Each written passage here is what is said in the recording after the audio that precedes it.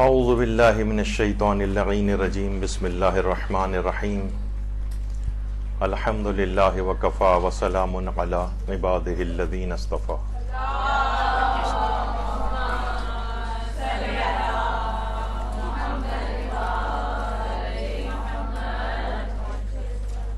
عمومی زندگی میں پیش آنے والے فقہی احکام پر ہماری گفتگو جاری تھی، اور انہی میں سے ایک مسئلہ یہ رسم منگنی کا بھی ہے. نکاح وغیرہ کے مسائل تو لوگ سنتے ہی رہتے ہیں، لیکن اس موضوع سے مربوط عموماً جتنی بھی تقریبات ہوتی ہیں وہ بھی تقریباً اس میں شامل ہیں.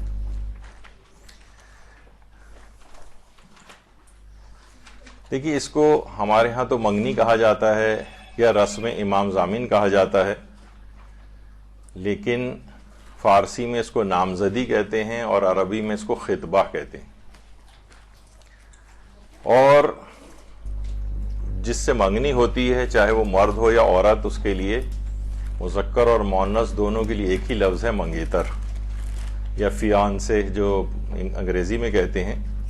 لیکن میرے خیال آواز بہت تیز ہو رہی ہے، نیچے جا کے کہتے ہیں کہ آواز بہت تیز ہے، سے تھوڑا کم کریں، گونج رہی ہے. تو اس کو کہا جاتا ہے خطبہ. اور لیکن عربی زبان میں جو منگیتر ہے، مرد ہوتا ہے، اسے خاطب کہتے ہیں، اور اگر لڑکی ہے تو اس کو مخطوبتن یا مخطوبہ کہتے ہیں. تو اس لحاظ سے یہ ایک حکم ہے، ایک چیز ہے اس کے اندر. حکم اس کے اندر یہ ہے، ایک تو دیکھیے، ہاں پہلے یہ بات بیان ہو جائے کہ جو یہ امام ضامن کی رسم کے طور پر ہمارے یہاں ہے، اس کے اندر بھی ایک مسئلہ آتا ہے کہ یہ اس کے اندر کچھ پیسے وغیرہ ہوتے ہیں امام ضامن جو باندھا جاتا ہے.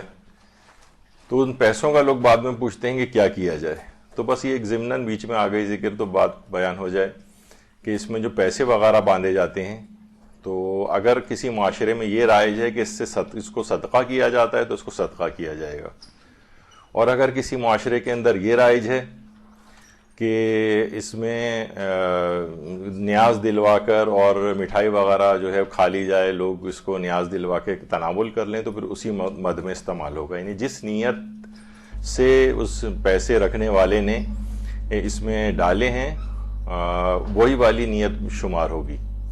تو اگر کچھ پتہ نہیں ہے کہ کس نیت سے، عام طور پہ لوگ مسافر گھر میں کہیں کسی دوسرے وطن جا رہے ہوتے ہیں، حج پہ جا رہے ہیں، لوگ آتے ہیں، امام ضامن باندھ جاتے ہیں، تو پھر معاشرے کے اندر جو رائج نیت ہے وہ جو ہے وہ معیار بنے گی.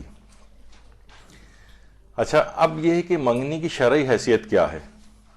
منگنی کی شرعی حیثیت تو دیکھیے، منگنی کی شرعی حیثیت ویسے تو دیکھا جائے نکاح کی طرح کا تو کوئی یہ مسئلہ نہیں ہے. البتہ بعض معاشرے ایسے ہیں جن میں منگنی کی بہت ہی زیادہ حیثیت ہے. خود ایرانی معاشرے کے اندر بھی اگر کسی کی کوئی منگنی اس طرح سے ہو جائے تو تقریباً ایسے ہی سمجھا جاتا ہے کہ جیسے یہ اس کا نکاح ہو گیا ہے. لیکن اصلاً تو نکاح نہیں ہوتا.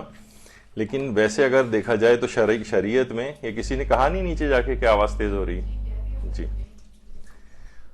تو منگنی کی شرعی حیثیت ویسے تو دیکھا جائے کچھ نہیں ہے، لیکن یہ کہ اس کے ضمن کے اندر بہت ساری چیزیں ایسی آتی ہیں کہ جس کے اوپر شرعی احکام لاگو ہوتے ہیں. اچھا دیکھیے، ویسے اگر دیکھا جائے تو جو منگنی ہے یہ نکاح کا ایک وعدہ ہے. منگنی نکاح کا ایک وعدہ شمار ہوتی ہے. اچھا، اب وعدہ جو ہے ویسے تو دیکھا جائے یہاں پر امریکہ کے اندر بھی ایک K1 ویزا کہلاتا ہے، جس میں منگیتر کو بھی جو ہے امریکہ بلوایا جا سکتا ہے. 90 ڈیز کا کوئی جو ہے وہ ویزا ہوتا ہے، اس 90 دنوں کے اندر اندر وہ امریکہ آ جائے گی، جس سے وہاں شادی ہونی ہوتی ہے. تو بہرحال دیکھا جائے تو منگنی جو ہے وہ ایک نکاح کا وعدہ ہے. اور لیکن کیا منگنی کرنا شریعت میں جائز بھی ہے، جائز نہیں ہے؟ تو فی نفس ہی تو جائز ہے، فی نفس ہی تو جائز ہے منگنی. لیکن شریعت میں جائز تو ہے، لیکن اس سے جڑے ہوئے کچھ ایسے حرام کام ہیں کہ جن کی وجہ سے یہ ناجائز ہو سکتی ہے، جس کی ابھی آگے چل کر تفصیل بیان ہونے والی ہے. یعنی اس تقریب، ویسے خود نامزد ہونا یا انگیجڈ ہونا اس کے اندر کوئی برائی نہیں ہے، بلکہ آگے چل کر ہم اس کی تھوڑی سی تفصیل بھی بیان کریں گے. اچھا، پھر ایک چیز یہ بھی ہے کہ اس منگنی کا جو وہ مقصد ہے یہ کیا ہونا چاہیے. یہاں سے کھول دیجئے میرے خیال ہے کوئی. تو اس منگنی کا مقصد کیا ہونا چاہیے. تو منگنی کا مقصد دیکھیے اصلاً دیکھا جائے تو منگنی کا مقصد یہ ہے کہ دو جو پارٹیز ہیں وہ دو پارٹیز جو ہیں اس دوران ایک دوسرے کو ذرا دیکھ اور سمجھ لیں، ایک دوسرے کو دیکھ لیں، ایک دوسرے کو سمجھ لیں. عام طور پہ آپ دیکھتے ہیں کہ جب کوئی بھی معاہدہ کسی بھی دو ملکوں کے درمیان ہونے لگتا ہے، تھوڑی سی اس کی آواز کم کر.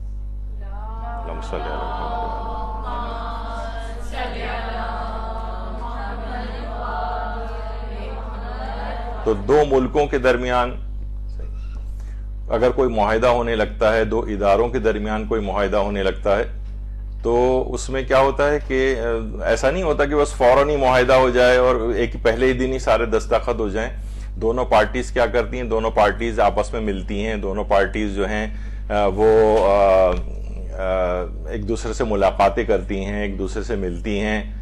ملکوں کے درمیان بھی جو معاہدے ہوتے ہیں اور پھر سربراہ مملکت وغیرہ وہاں پر آتے ہیں اور آپس میں جو ہے وہ لوگ بیٹھ کے معاہدہ کرتے ہیں. تو اس سے پہلے مختلف پارٹیز جو ہیں وہ آپس میں دونوں پارٹیز مل چکی ہوتی ہیں اور پھر فائنل. تو اس طرح سے یہ والا ابھی بھی جو منگنی کا جو پیریڈ ہے اس کے اندر دیکھا جائے تو اس کے اندر ہوتا یہ ہے کہ دونوں ایک دوسرے کو ذرا خاندان ملیں، آپس میں کچھ ملاقاتیں ہو جائیں.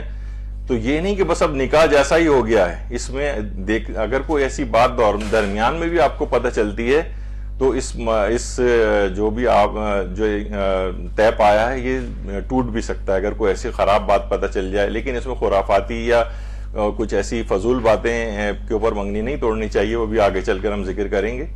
لیکن اصلاً یہ ہے کہ اس کا مقصد یہ ہے کہ ذرا دونوں پارٹیز ایک دوسرے کو دیکھ بھالنے کا ٹائم مل جائے، نکاح سے پہلے کوئی ایسی بات ہو تو وہ پتہ چل جائے. اس لحاظ سے اگر دیکھا جائے تو منگنی ایک اچھی چیز ہے، بشرطے اس میں جو موجود حرام کام ہے اس نے اس کو تھوڑا سا شرعی اعتبار سے ذرا مشکل بنا دیا ہے.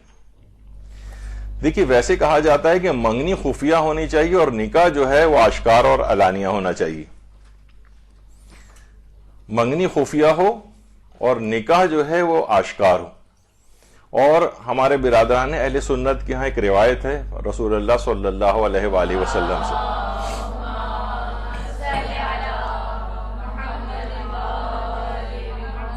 اظہر النکاح وقف الخطبہ، یعنی نکاح کو ظاہر کرو اور منگنی کو چھپا کر انجام دو.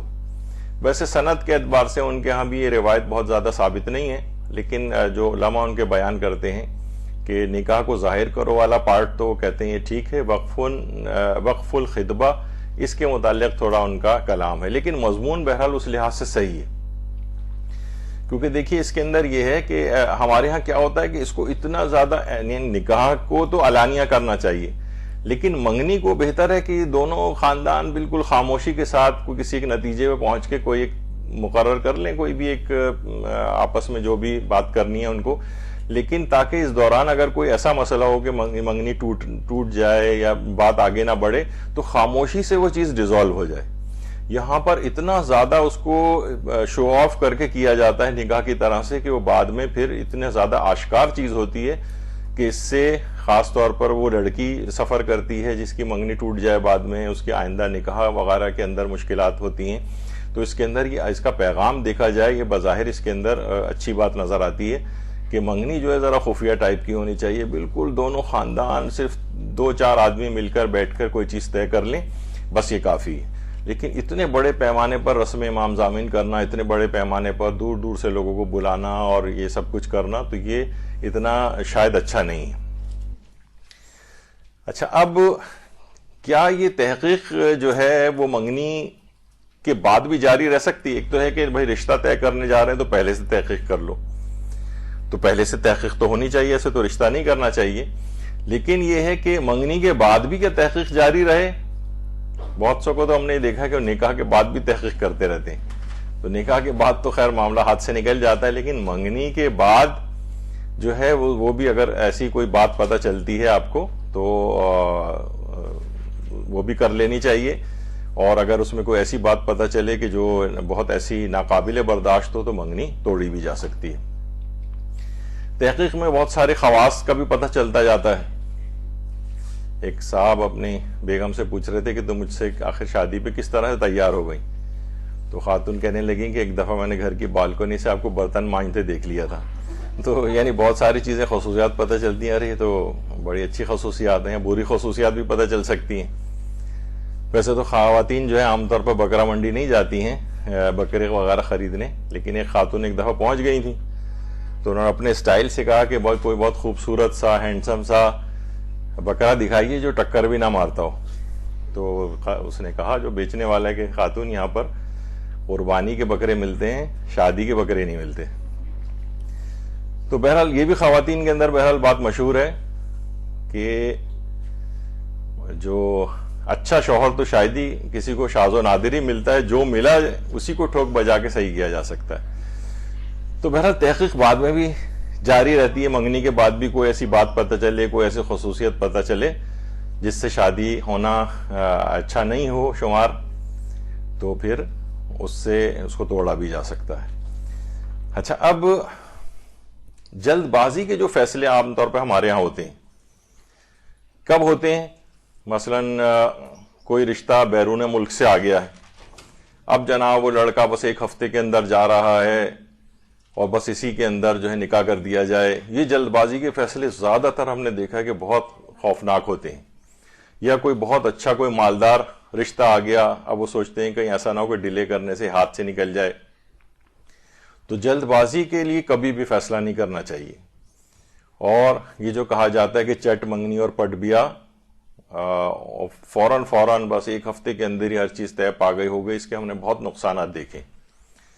جب بھی کہا جاتا ہے کہ چٹ منگنی پٹ بیا اور کھٹ طلاق, یہ بھی تیسرا اس میں اضافہ ہو جاتا ہے بعض اوقات, تو یہ بہت مشکلات کے اندر گرفتار ہو جاتے ہیں لوگ. تو اس میں احتیاط کرنی چاہیے. جب ایک چیز کہی جاتی ہے کہ شادی میں جلدی کرنی چاہیے لیکن انتخاب میں دیر کرنی چاہیے, یعنی شادی کو عمر میں جلدی کریں. یعنی عام طور پر جو علماء نے اس مسئلے پہ کام کیا ہے وہ یہ کہتے ہیں کہ مثلا لڑکا ہے 18 سے 20 سال کی عمر میں اس کی شادی ہو جانی چاہیے میکسیمم, اور لڑکی جو ہے وہ 14 سے 16 سال کے درمیان اس کی ہو جانی چاہیے. تو شادی کی عمر میں جلدی ہو لیکن انتخاب میں تاخیر ہو. اس میں یہ نہ ہو کہ بس ادھر رشتہ آیا اور ادھر فوراً آپ کہیں کہ نہیں چلو بھائی فوراً نکاح کر لیا جائے یا فوراً شادی کر کے رخصت کر دیا جائے. یعنی تھوڑا سا وقت لینا چاہیے, ادھر ادھر سے معلومات لینی چاہیے. معلومات فوری نہ مل رہی ہوں تو کم سے کم ملاقاتوں کا ایک سلسلہ ہو, یا ایسی خفیہ ٹائپ کی ایک منگنی وغیرہ کر دی جائے, پھر ان سے میل ملاقات رشتہ داروں کی آپس میں ہو, نہ کہ وہ منگیتروں کی ملاقات نہیں, یعنی جو رشتہ دار ہیں ان کی آپس میں ملاقاتیں ہوں تاکہ ان کے متعلق صحیح طور پر پتہ چل سکے. عام طور پہ دیکھیے جس وقت رشتے مانگنے کا جو سین چل رہا ہوتا ہے اس کے اندر آتا ہے, کبھی کبھی میں سنتا ہوں ادھر ادھر خاندانوں میں بھی کہ بھائی بہت شریف لوگ ہیں, اس قسم کی بات کہی جاتی ہے تو مجھے بڑی زبردست ہنسی آتی ہے. لوگ کہتے ہیں بھائی کیوں اثر؟ میں نے کہا ابھی تو سب جتنے بھی آتے ہیں اس وقت انتہائی شریف ہوتے ہیں, شادی کے بعد یہی سارے آپ کے نزدیک بدمعاش اور یہ سب ہو جاتے ہیں. تو ابھی کی جو یہ چیز ہے اس وقت تو ہر آدمی بہت ہی خوش اخلاق, اور جب رشتے مانگنے آتے ہیں تو اس وقت تو بنا ہوا ہوتا ہے. منگنی کے وقت یا نکاح جب تک شادی نہیں ہو جاتی اس کے بعد پھر برائیاں کھلنی شروع ہوتی ہیں.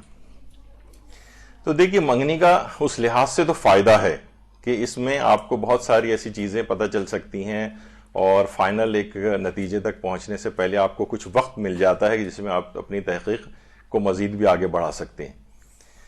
تو یہ تو اس کا فائدہ ہے. لیکن لوگ یہ کہتے ہیں کہ بھائی منگنی زیادہ بہتر ہے یا نکاح زیادہ بہتر ہے. تو دیکھیے نکاح اگر ہو اور فوراً آپ نکاح کر دیں تو بعد میں آپ کے ہاتھ سے نا بہت سارے آپشنز نکل جاتے ہیں. یا تو پھر وہ نکاح کے اندر شرط ورط ٹائپ کی کوئی چیز رکھی جائے, لیکن بہرحال نکاح ایک بڑی چیز ہو جاتا ہے. تو منگنی ہی بہتر ہے. البتہ یہ بھی آگے چل کر ہم ذکر کریں گے کہ جو بہت طولانی نہیں ہونی چاہیے. لوگ بہت بڑے بڑے اور لمبے لمبے دورانیے کی منگنیاں کر لیتے ہیں, بلکہ نکاح بھی اتنے لمبے دورانیے کے نہیں ہونے چاہیے, وہ بھی آگے بات آئے گی اس کی. تو یہ دیکھا جائے کہ جیسے خاص طور پہ وہ کہ بھئی وہ لڑکا جو ہے امریکہ سے آیا ہوا ہے اور بس اس کو کر کے جانا ہے یہاں سے، تو اس میں پھر یہ ہے کہ پھر آپ فی الحال منگنی کر دیں، وہ بھی خفیہ ٹائپ کی، اور اس دوران ذرا تحقیق وحقیق کرتے رہیں، اور پھر ان کی بات کو نہ سنیں کہ دوبارہ اس کا آنا مشکل ہے اور پیسے بہت خرچ ہو جائیں گے، تو یہاں تو آپ کی لڑکی خرچ ہونے کے لیے جا رہی ہے بیچاری، یعنی وہ تو اس کی زندگی داؤ کے اوپر لگ جائے گی، تو اس میں آپ کو وقت لینا چاہیے۔ تو فی الحال کوئی اس طرح کو کوئی معاملہ ہو تو اس میں منگنی بہتر ہوتی ہے، اور یہ فوراً نکاح کر کے، کیونکہ اس کے بعد پھر کیا ہے، وہ آپ کے ہاتھ پاؤں کٹ جاتے ہیں، وہ لوگ بھی لیزی ہو جاتے ہیں، اور اس کے بعد 4 5 5 6 سال، بلکہ ہم نے تو 15 20 سال تک بھی لڑکیاں یہاں بیٹھی دیکھی ہیں، اور وہ کئی سال بعد آ کے وزٹ کر کے چلے جاتے ہیں، اس کے بعد بلواتے تک نہیں، حتیٰ کہ اولادیں بھی سب یہیں پیدا ہوتی ہیں۔ تو بڑی مشکلات کا چیز شکار ہو جاتی ہے۔ تو یہ اتنی جلد بازی کرنا اور یہ سب کچھ کہ فوراً نکاح کر دینا اور اپنے ہاتھ پاؤں کو کٹوا لینا، یا تو یہ کہ اس میں ایسی شرط بھی رکھ دی جائے نکاح میں کہ جس میں مطلق طور پر وکالت لے لی جائے طلاق کا صیغہ جاری کرنے کی۔ اگر کوئی اس میں پس و پیش کر رہا ہے تو کسی عالم سے ملوانا چاہیے اور ان کو قائل کرنا چاہیے، بلکہ ان کی گھر میں خاندان میں بھی لڑکیاں ہوں گی، ان کو بھی ایڈوائز کرنا چاہیے۔ ہر لڑکی کا یہ حق ہے کہ وہ نکاح میں اپنی یہ والی شرط رکھ سکتی ہے، چاہے مشروط طور پر چاہے مطلق طور پر وکالت کی، کہ وہ ان شرطوں کا خیال رکھ کے یا مطلق طور پر جب چاہے طلاق کا صیغہ جاری کر سکتی ہے۔ وہ اس کے اوپر الگ کبھی انشاءاللہ گفتگو ہوگی، بلکہ ایک کسی اس کے اندر تھوڑی سی تفصیل سے گفتگو ہو بھی چکی ہے ہماری۔ تو یہ کنڈیشن کے اوپر ڈیپینڈ کرتا ہے کہ کب منگنی ہے اور کب نکاح کرنا جو ہے وہ زیادہ بہتر ہے، تو اس کو ذرا سمجھدار والدین دیکھیں۔ منگنی کے نقصانات بھی ہیں۔ منگنی کے نقصانات بہت سارے، اس کے اندر ایسے حرام پہلو اس کے اندر آ جاتے ہیں جو ابھی آگے چل کر ذکر ہوں گے، تو اس کے کچھ نقصانات بھی ہیں۔ اچھا، منگنی کو طول دینے کے بھی نقصانات ہیں۔ منگنی کو جتنا بھی زیادہ طول دیا جائے گا، اور وہ فضول قسم کے بہانوں کی وجہ سے، تو اس میں کیا ہوتا ہے کہ وہ ظاہر ہے کہ فرسٹریشن کا شکار ہوتے ہیں، دونوں شادی کرنا چاہتے ہیں، زندگی کو آگے بڑھانا چاہتے ہیں، یا والدین اپنے بہت سارے خود ساختہ پیمانوں سے ان کی جو ہے نا وہ شادی میں ڈیلے کرتے رہتے ہیں، یا اگر نکاح بھی ہو گیا ہے تو رخصتی میں ڈیلے کرتے رہتے ہیں۔ تو اس کے بہت طول دینے کے نقصانات ہوتے ہیں، اس کے وہ ممکنہ طور پہ بہت سارے حرام کاموں کے اندر انوالو ہو جاتے ہیں، اور ایک بہت غیر شرعی یہ اسلام نے اس میں اپنے تقوی کو بچانے کا ذریعہ قرار دیا تھا، یہاں پر اس کو تقوی کو ملیا میٹ کرنے کا ذریعہ جو ہے یہ منگنی بن جاتی ہے۔ اچھا، منگنی اور نکاح لمبا چلنے کے ہمیشہ نقصانات ہوتے ہیں، ہمیشہ نقصانات ہیں۔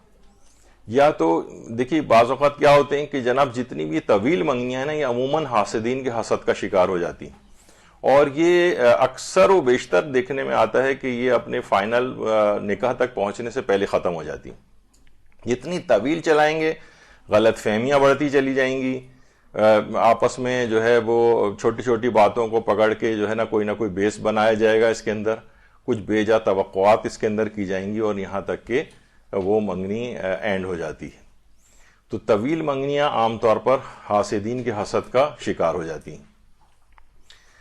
اچھا، دوسرے کی یہ جو خوشی کی جو تقاریب ہوتی ہیں، اس میں رشتہ داروں کی رسم منہ پھلائی بھی ہوتی ہے۔ یہ ہر جگہ یہ اوپر ہوتا ہے، یہ دیکھنے میں آتا ہے کہ اس میں کوئی نہ کوئی دوسرے کے گھر میں خوشی ہو رہی ہے، کوئی نہ کوئی کسی نہ کسی بہانے سے کچھ رشتہ دار آپ کو منہ پھلائے ملیں گے، ان کو منایا جا رہا ہوگا، ان کو سوچا جا رہا ہوگا کہ کس طریقے سے ان کو کیا جائے، اور وہ کسی صورت قابو آنے کو تیار نہیں ہوتے۔ یہ ایک بہت ہی بری بات ہے۔ کسی کے گھر میں شادی ہے، کسی کے گھر میں نکاح ہے یا رسم امام ضامن ہے، اور اس میں کچھ رشتہ دار جو ہے رنگ میں بھنگ ڈال رہے ہیں، ان کے شرطیں لگا رہے ہیں آنے کی اس کے اندر، اور پتہ نہیں کیا کیا۔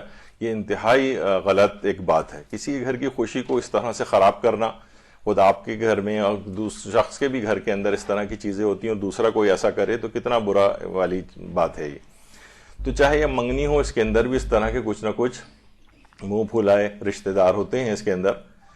تو بہرحال یہ بھی ایک رسم کے طور پر ہے، رسم منہ پھلائی جسے کہا جاتا ہے۔ خیر، اچھا، اب منگنی اور نکاح کو طول دینے کے کچھ غیر ضروری بہانے ہم نے دیکھیے کہ اس کو ان بہانوں کا سہارا لے کے ان چیزوں کو طول دیا جاتا ہے۔ یہ بہت لمبا کھینچا جاتا ہے، بعض اوقات سالوں کھنچ جاتے ہیں، بعض اوقات جو ہے مہینوں کھنچ جاتے ہیں، اور اسی کے دوران جو کام ہونا ہوتا ہے وہ ہو جاتا ہے، ٹوٹ جاتی ہیں، غلط فہمیاں پیدا ہو جاتی ہیں وغیرہ۔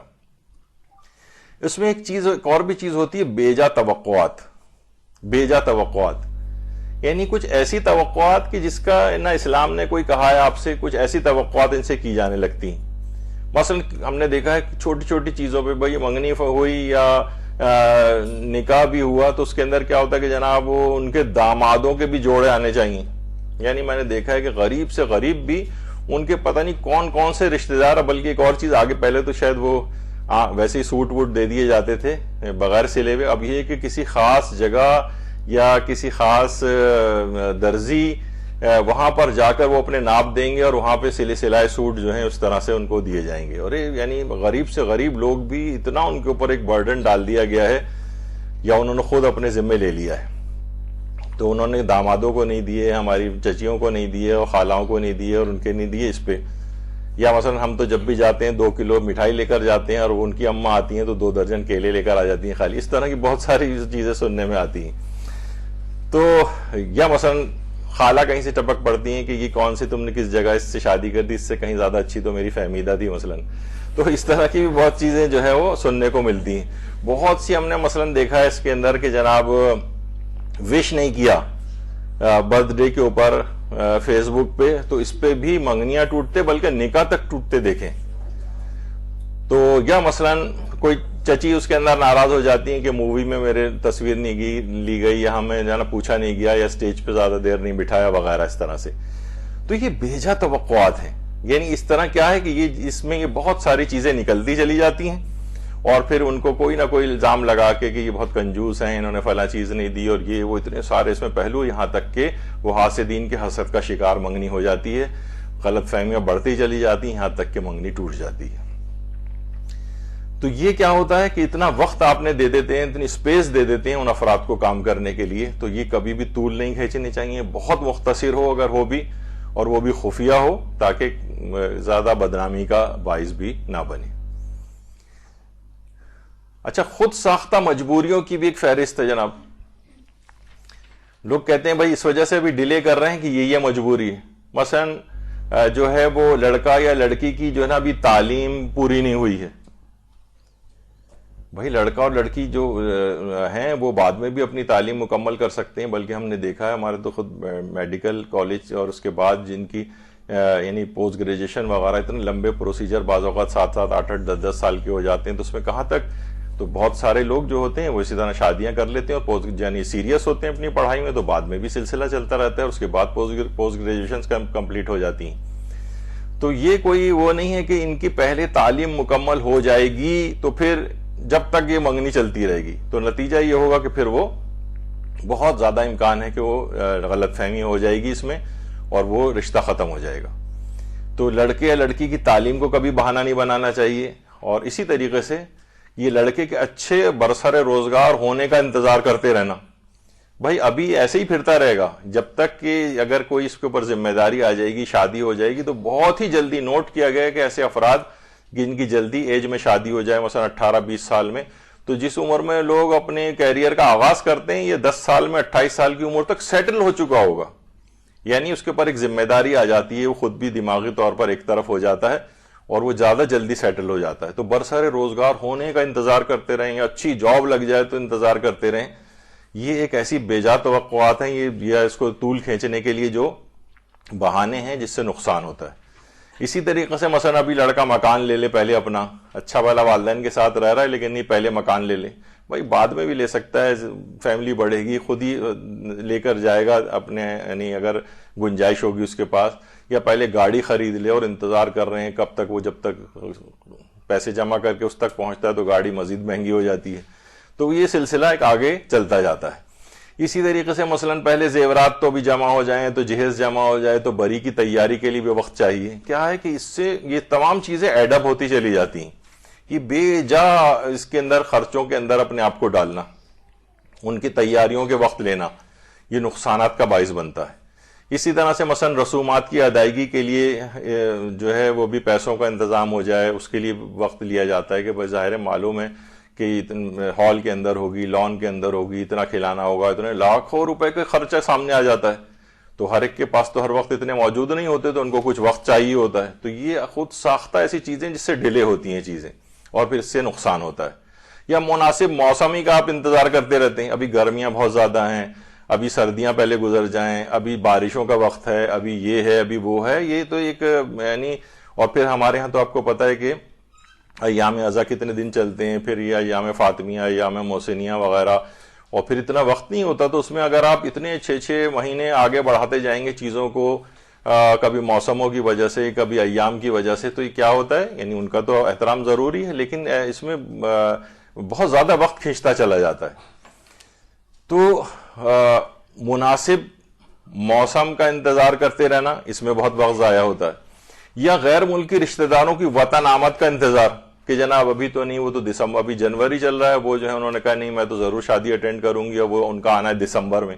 اب جناب یہ کھینچ کھانچ کے اتنا، وہ ظاہر ہے لڑکے لڑکی خود سے تو اس طرح نہیں کر سکتے، نہ ان کا اس طور پہ منہ پڑتا ہے کہنے کے لیے، لیکن یہ گھر والوں کو سوچنا چاہیے کہ اتنی لمبی لمبی یہ ان فلاں رشتہ داروں کی آمد میں، یہاں تک کہ اگر کوئی انتقال بھی اگر کسی کو ہو گیا ہے تو اتنی دیر تک ان کو انتظار کرانا، میت کو تدفین میں بعض اوقات اگلے دنوں تک کے اندر بات چلی جاتی، اور یہ بات بہت ناپسندیدہ سمجھی گئی ہے کہ کسی کے انتظار میں میت کو دفنانے میں ڈیلے کیا جائے. دفنا دیں، اس کے بعد قبر پہ آ جاؤ، کچھ اس کی کیا ہے. اب تو بلکہ لائیو اگر ویسے دیکھنا ہی ہے ان کا چہرہ بھی، تو اب تو لائیو بھی دکھایا جا سکتا ہے. تو بہرحال انٹرنیٹ کے تھرو. تو یہ غیر ملکی جو رشتہ دار ہیں، یعنی جو غیر ملکوں کے اندر رہائش پذیر ہیں، ان کی آمد کے انتظار میں ڈیلے کرتے رہنا، یہ بہت خطرناک ایک چیز ہے. تو یہ مروجہ جو منگنی کی رسم ہے، اکثر یہ نکاح کو بہت تاخیر میں ڈال دیتی ہے. ظاہر ہے ابھی کسی نے 15-20 لاکھ اس روپے اس پہ خرچ کیے ہیں تقریب کے اوپر اور کپڑوں اور سب کے اوپر، اب فوراً کیسے نکاح کر دیں، اس کے لیے پھر وقت چاہیے ہوتا ہے کہ اتنے پیسے جمع ہو جائیں اور چیزیں اور سب چیزیں. تو کیا ہوتا ہے کہ نکاح کو بھی یہ اور ڈیلے کر دیتی ہے چیز، حالانکہ کوئی ایسی پرماننٹ چیز نہیں تھی، لیکن اس کی وجہ سے خود اصل نکاح تاخیر میں پڑ جاتا ہے. تو منگنی جو عام طور پر اس کی ٹوٹنے کی جو عمومی وجوہات ہیں وہ اسی طرح کی، اس طرح کے طول دینے سے بہت زیادہ اس کے اندر غلط فہمیاں پیدا ہو جاتی ہیں، خود ان منگیتروں میں غلط فہمیاں ہو جاتی ہیں، ایک دوسرے سے بے جا توقعات وابستہ ہو جاتی ہیں، جب وہ پورا نہیں کر پاتے تو تلخی ہوتی ہے، اور اس کے بعد پھر بالآخر اس کا انجام اچھا نہیں ہوتا ہے. تو اسی لحاظ سے منگنی کے کچھ اس لحاظ سے مفاسد بھی ہیں. مفاسد یعنی اس کی کچھ خرابیاں ہیں، کچھ تو خود تقریب نکاح کے لحاظ سے خرابیاں ہیں، پھر کچھ منگیتروں کے اعتبار سے اس کے اندر خرابیاں پیدا ہو جاتی ہیں کہ اصلاً یہ کوئی اسلامی رشتہ تو ہے نہیں، یہ تو ایک بالکل ایک نامحرموں والا رشتہ ہے. اچھا، اسی طرح سے ایک چیز اور بھی ہے، وہ ہے بچپن کی منگنی.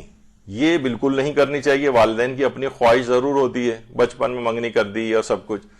تو دیکھیے یہ اس سے بھی کیا ہوتا ہے کہ ان لوگوں کے کوئی ضروری نہیں کہ یہ لوگ آگے چل کر ان کے خیالات بھی آپس میں ملیں، تو انہی میں سے کوئی نہ کوئی ایک منع کر دیتا ہے. یہ خاندانوں میں تعلقات اس وقت اچھے تھے، بعد میں اچھے نہیں رہے، تو پھر ان بچوں کا دماغ میں ایک مائنڈ بن چکا ہوتا ہے ایک دوسرے کے لیے، پھر ان کے لیے ایک دکھ کی اور تکلیف کی بات ہوتی ہے کہ مینٹلی جو قریب آ گئے ہیں، اور اس کے بعد والدین کی اپنے آپس میں لڑائیوں کی، رشتہ داروں کی وجہ سے ان کی ٹوٹ جائے.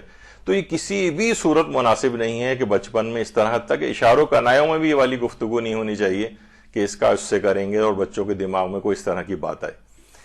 تو بچپن میں نکاح کرنے کے حوالے سے تو چلیں وہ شریعت کے اندر لوگ اس کی لے آتے ہیں مثال کے باپ اگر مصلحت سمجھے تو وہ اپنی نابالغ بچی کا بھی نکاح کر سکتا ہے، یا نابالغ بچے کا بھی، وہ پھر لیکن بعد میں بلوغ کے بعد ان کو اختیار ہوتا ہے. اس میں کچھ شرطیں بھی ہیں کہ بہرحال وہ اس نکاح کو جاری رکھیں، اس کو ختم کر دیں. تو وہ پھر بہت سارے مفاسد ہوتے ہیں. تو نہ تو بچپنوں کے ایسے کوئی نکاح ہونے چاہیے، ویسے مشورتاً کہہ رہا ہوں، شرعی طور پر تو اپنی جگہ پر ہیں سارے مسائل، اور لیکن بچپن کی منگنیاں جو ہیں یہ فیزیبل نہیں ہیں. تو اس کے بھی بہت نقصانات دیکھنے میں آتے ہیں. نابالغ کی منگنی یا نکاح یہ تو آپ نے بھی سن لیا کہ مناسب نہیں ہے. اچھا، منگنی سے پہلے کیا دیکھنے کی اجازت ہے؟ تو ہم پچھلی دفعہ ہم بیان کر چکے کہ منگنی سے پہلے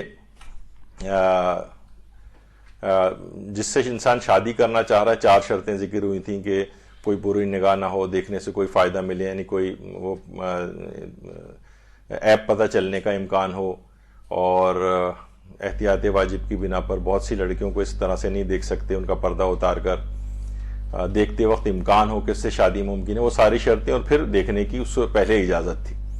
تو منگنی سے پہلے تو دیکھنے کی اجازت ہے. اچھا اب منگیتر کو کس قدر دیکھا جا سکتا ہے؟ تو وہ پہلے کی اجازت تھی, اب تو یعنی مثلا منگنی ہو گئی ہے تو منگیتر, دیکھیے منگیتر کو دیکھنا عام طور پر خواتین یا لڑکیوں کے لیے کہا جاتا ہے کہ ان کو کوئی اور شوق ہو یا نہ ہو, اپنی سہیلی کا منگیتر دیکھنے کا ضرور شوق ہوتا ہے, تو وہ تو ایک الگ ایک پہلو ہے. لیکن خود منگیتر کو دیکھنا یہ بالکل ایسے ہی جیسے بالکل ایک عام نامحرم, بلکہ ایک عام نامحرم سے بھی زیادہ خطرناک ہے. تو اس میں تو ظاہر منفی قسم کے جذبات وغیرہ جو ہیں وہ اس کے اندر آ سکتے ہیں. تو اچھا خواتین کے لیے بھی ہے کہ جو آپ نے اس سے پہلے سنا تھا کہ مرد وہ 4 شرطوں کا خیال کر کے جس لڑکی سے شادی کرنا چاہ رہا ہے اس کو دیکھ سکتا ہے. تو لڑکی بھی کیا اپنے جس سے شادی کرنا چاہ رہی ہے اس کو دیکھ سکتی ہے؟ تو اس کا جواب یہ ہے کہ احتیاط مستحب یہ ہے کہ اس کو نہ دیکھے. تو اس میں پھر سوال ابھرتا ہے کہ آخر یہ کیوں منع کیا گیا ہے؟ تو اس کا جواب میں اپنے طور پر شرارتاً کہتا ہوں کہ پھر تاکہ منع نہ کر دیا جائے دوسری طرف سے, اس وجہ سے منع کیا گیا اس کو کہ یعنی ہو سکتا ہے وہ انکار کر دے دیکھنے کے بعد. تو بہرحال احتیاط مستحب ہے کہ اس کو نہ دیکھے, لیکن یہ کہ بہرحال ایک واجب حکم تو نہیں ہے. تو منگیتر کو کس قدر دیکھا جا سکتا ہے؟ تو اسی طرح بالکل اس کا حکم ہے جس طرح ایک نامحرم کو دیکھا جاتا ہے. بس جتنا شریعت کے اندر ایک نامحرم کو دیکھنے کی اجازت ہے اس سے زیادہ اجازت نہیں ہے, اور وہ بھی سب شرائط کے ساتھ ہے. اچھا دیکھنے سے کچھ پتہ چلے, کوئی شکل و صورت کے اندر کوئی ایسی بات پتہ چلے, جیسے کہا جاتا ہے نا کہ چائنا کے اندر دوسری شادی کا رواج کیوں نہیں؟ کیونکہ چائنیز کو پتا ہوتا ہے کہ جو دوسری آئے گی وہ بھی اسی کی شکل کی ہوگی, تو اسی سے گزارا کر لیا جائے ابھی فی الحال جو موجود ہے. تو یعنی کوئی شکل کے اندر کوئی ایپ پتہ چلے یا کوئی اس طرح کی چیز ہو تو اس لحاظ سے دوبارہ دیکھنے کی بھی اجازت ملتی ہے, کوئی ایپ اگر پتہ چلانا ہے. اچھا البتہ اس کے اندر کیا ہوتا ہے عام طور پر منگیتر, تو وہ ایک دوسرے کے اوپر بری نگاہ بھی جو ہے وہ ڈال سکتے ہیں, اور حرام نگاہ جو ہے جو ایک نامحرم کے اوپر ڈالی جاتی ہے, اس پہ ہمارا کتاب جو ہے وہ مدرسے سے شائع بھی ہوئی ہے. اس کے اندر تمام وہ چیزیں جو اس کے اندر قباحتیں ہیں, کتنے جو گناہ ہیں, اس کے جو اثرات ہیں, ان سب کے اوپر کافی سیر حاصل گفتگو ہوئی ہے. تو اگر کسی کو شوق ہو تو اس کو لے کے پڑھ سکتا ہے حرام نگاہ کے نام سے. اچھا عام طور پہ یہ ہوتا ہے کہ جناب منگنی اگر کسی کو توڑنی بھی ہے تو یا تو کہتا ہے ہمارا استخارہ نہیں آیا. بعض اوقات تو لوگ نکاح بھی توڑتے ہیں اور کہتے ہیں استخارہ نہیں آیا, تو لوگ کہتے ہیں بھائی نکاح کے بعد استخارہ آپ کروانے کی تو پہلے والے کرانے کی چیز ہے جب نکاح سے پہلے. تو بہرحال منگنی کے لیے دیکھیے ویسے بات بتا دوں کہ علماء نے شادیوں کے لیے خاص طور پر استخارے کو پسند نہیں کیا ہے. یعنی اس میں یہ کہ اس سے پہلے مشوروں سے آپ کام چلائیں. ہمارے یہاں پہ استخارے کے اوپر پورا ایک درس ہو چکا ہے, کافی تفصیلی, 2.5 گھنٹے کا غالباً. تو اس کے اندر ساری تفصیل آئی تھی کہ مشورے سے پہلے کام چلائیں, مشورے میں کن افراد سے مشورہ لیا جائے, ان میں کیا شرطیں ہونی چاہیے, اور پھر اگر مشورے سے ایک طے نہ ہو اور 2 الگ الگ اس میں گروپس بن جائیں ان شرائط رکھنے والوں کے, تو پھر معارضہ جب ہو جائے استشارے میں تو پھر استخارے کا مسئلہ آتا ہے. یعنی جب دونوں کے مشوروں میں ٹکراؤ ہو جائے تو پھر استخارہ کیا جاتا ہے. لیکن علماء کہتے ہیں کہ یہ اتنا پسندیدہ نہیں ہے کہ آپ مثلا اچھا بھلا رشتہ ہے, سب کچھ دل مطمئن ہے, لیکن آپ پھر بھی قرآن کھول کے بیٹھے ہوئے ہیں یا تسبیح سے استخارہ کر رہے ہیں یا کروا رہے ہیں, تو یہ اس کی کوئی پسندیدہ نہیں سمجھا گیا. اس کو مشوروں سے مسئلہ طے ہو جانا چاہیے اور استخارے. اسی طریقے سے مثلا جو کاروبار کیے جاتے ہیں, آیت اللہ حسین بروجردی تو کاروبار میں استخارہ کرنے کو منع کرتے تھے. وہ کہتے تھے کہ ظاہر کاروبار میں تو نفع اور نقصان ہوتا ہے, ایک نیچرل سی ایک اس کے اندر بات ہے. تو جب اس کا نقصان ہو جائے گا اور اس کا استخارہ مثلا صحیح آیا تو اس کا اللہ پر سے اعتماد متزلزل ہو جائے گا. تو کاروبار کے اندر استخارہ نہ کرو. باقی عام مباح چیزیں جو ہیں اس کے اندر, اچھا استخارے کا بھی ایک مفہوم ایک الگ ہے, طلب الخیر سے نکلا ہے, بس اللہ پر بھروسہ کرتے ہوئے اس کام کو کر ڈالو, یہ ہے استخارہ. اصل استخارہ یہ ہے. اب وہ تفصیل ہے اس کی کہ قرآن سے اور جو وہ ہے تسبیح سے, اور استخارہ ذات الرقا اور بہت سارے جو اور استخارے ہیں ان کے الگ پہلو ہیں. اس پہ آپ الگ سے سن لیجئے گا اس درس کو. تو بہرحال استخارے کا بہانہ بنانا, یہ مشوروں سے ہی منگنی طے ہونی چاہیے اور استخارے وغیرہ کے ذریعے اس کو نہ کیا جائے. اور اگر کبھی ایسا مسئلہ ہو جائے کہ مشوروں میں ٹکراؤ ہو جائے تو پھر ایک اپنے دل کو ایک رجحان ڈالنے کے لیے استخارہ کیا جا سکتا ہے، لیکن استخارہ اصل وہی ہے کہ خدا پر توکل کرتے ہوئے اس کام کو کر ڈالو۔ اچھا، منگنی کے ساتھ عام طور پر پھر لوگ کہتے ہیں کہ بھائی جب یہ ظاہرہ بھی تو نامحرم ہے تو کیا کیا جائے، ایک صیغہ محرمیت نہ ان کے لیے پڑھ دیا جائے کہ باقی اور کوئی ان کو آزادی نہ ہو، صرف یہ کہ ایک دوسرے کے لیے محرم ہو جائیں، کچھ پردے وردے کی مخالفت ہو جائے تو چلو اس کے اندر چل جائے۔ تو الگ سے ویسے صرف موجودہ مجتہدین میں آیت اللہ حافظ شیخ بشیر نجفی صاحب کا یہ فتویٰ ہے خالی، کہ وہ کہتے ہیں کہ ٹھیک ہے اس طرح سے ایک شرط لگا کے کہ باقی اور کوئی ازدواجی حقوق اس میں نہیں پورے کیے جا سکتے، صرف ایک صیغہ محرمیت جو ہے وہ پڑھ دیا جائے، یعنی عارضی نکاح یا متع وغیرہ جسے کہا جاتا ہے، اور اس میں اس شرط کے ساتھ تو پھر اس شرط کی پابندی کرنی پڑے گی اور ایک دوسرے کے لیے صرف محرم ہو جائیں گے۔ لیکن دیگر مراجع کہتے ہیں اس سے کوئی فرق نہیں، وہ عام طریقے سے اگر عارضی نکاح بھی پڑھا گیا ہے تو حقوق تو ان کے ویسے ہی رہیں گے، کوئی شرط لگا بھی دی گئی تو وہ دونوں بعد میں میوچول انڈرسٹینڈنگ سے شرط کو ختم بھی کر سکتے ہیں اور والدین کو اس کی اطلاع بھی نہ ہو مثلا، یہ بھی جائز ہے۔ تو اس کا اصلاً دیکھا جائے تو اس کا کوئی فائدہ نہیں ہے۔ تو منگنی کے ساتھ یہ جو عارضی نکاح طور پہ کر دیا جاتا ہے، تو ویسے میں کہوں کہ یہاں پہ پاکستانی ماحول اور معاشرے کے اعتبار سے کچھ کمیونٹیز کے اندر یہ ہوتا ہے، اور وہ کہتے ہیں کہ بھائی یہ جن کو حرام اور گناہ سے بچانا ہے تو بہرحال پھر ایک عارضی نکاح ان لوگوں کو کر دیا جائے اور عقد دائمی جو ہے وہ اپنے ٹائم کے اوپر ہو جائے گا۔